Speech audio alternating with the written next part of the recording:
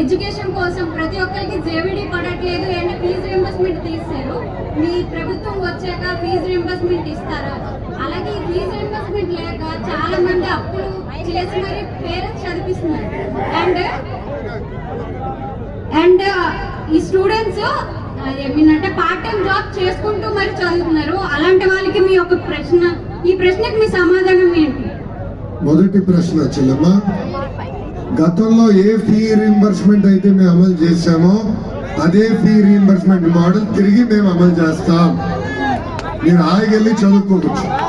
ఈరోజు hall ticket కావాలంటే డబ్బులు కట్టాలి, మార్క్ లిస్ట్ కావాలంటే డబ్బులు కట్టాలి.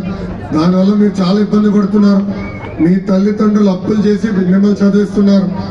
నేను చూశానమ్మా, పాదయాత్రలో మదనపల్లి నియోజకవర్గంలో నడిచినప్పుడు ఒక తండ్రి బస్సు నుంచి అరిసి మరి నన్ను ఆపి మళ్ళీ మాట్లాడాడు. ఆనాడని చెప్పాడు,